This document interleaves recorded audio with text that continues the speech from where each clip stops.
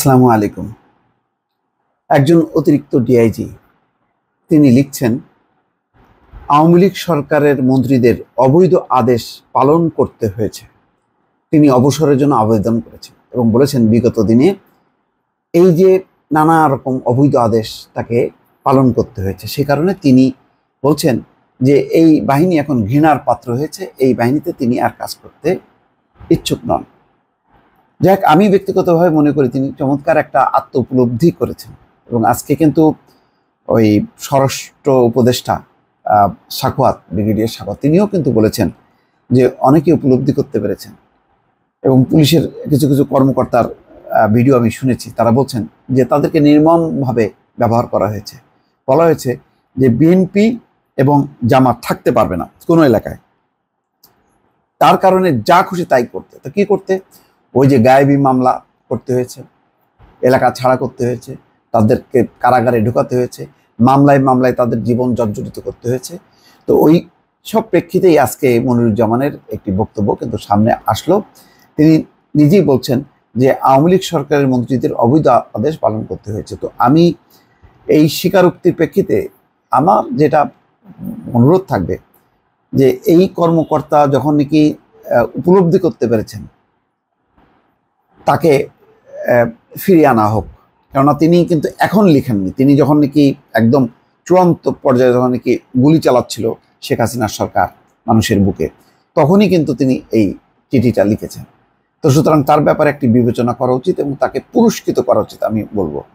পুলিশের চাকরি থেকে স্বেচ্ছায় অবসরের আবেদন করেছেন অতিরিক্ত উপমহাপরিদর্শক ডিআইজি মোহাম্মদ মনিরুজ্জামান। অবসরের আবেদনে তিনি লিখেছেন, বাংলার মানুষের ঘৃণার পাত্র হিসাবে আমি পুলিশ বাহিনীতে চাকরি করতে ইচ্ছুক নই। আজকে সত্যি তাই। এই কারণে স্বরাষ্ট্র উপদেষ্টা বলেছেন পুলিশের পোশাক এবং ব্যাজ সব কিছু পরিবর্তন করা হবে, রং পরিবর্তন করা হবে। এই পোশাকটা, এই পোশাকে যারা ডিউটি করবেন তাদের দিকে মানুষের এখন ঘৃণার দৃষ্টি। কেননা তাদের হাতে প্রচুর মানুষ হতাহত হয়েছে, শুধু এখনই না, গণহত্যা শুধু না, তার আগে 15 বছর ধরে অত্যাচারিত হয়েছে।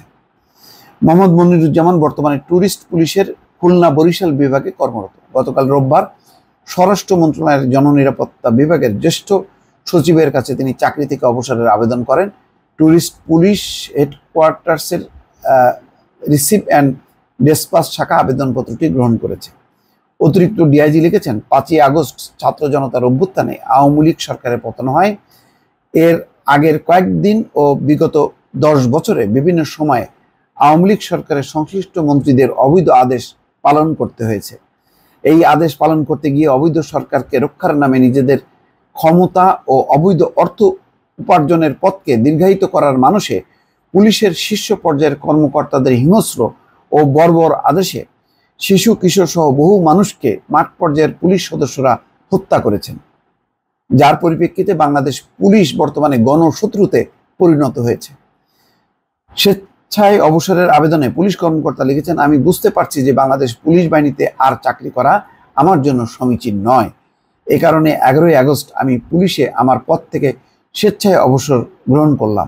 আবেদন শেষে মোহাম্মদ মনিরুজ্জামান লিখেছেন, বাংলার মানুষের ঘৃণার পাত্র হিসাবে আমি পুলিশ বাহিনীতে চাকরি করতে ইচ্ছুক নই।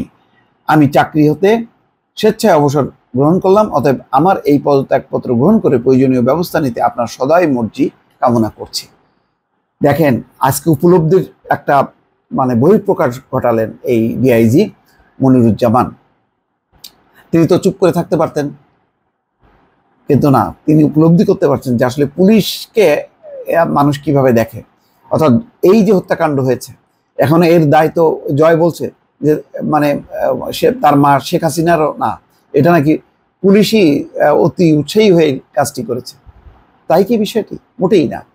সর্বোচ্চ পর্যায় থেকে পুলিশের এই ঊর্ধ্বতন কর্মকর্তাদের, এই মনির, বিপ্লব, হাবিব, এই সমস্ত মনির, তারপরে হারুন, এদেরকে নির্দেশ দেওয়া হয়েছে। এরা নির্দেশ দিয়েছে নিচের এদেরকে যে গুলি চালাও এবং উচ্ছেদ করো, যা খুশি তাই করো। গত 15টা বছরে দেখেন বিএনপি জামাতের কত নেতা কর্মী হত্যা হয়েছে, পঙ্গু হয়েছে, দেশ ছাড়া হয়েছে, মামলায় জর্জরিত হয়েছে এবং সর্বশেষ তারা গণহত্যায় তারা রীতিমতো সামিল হয়েছে।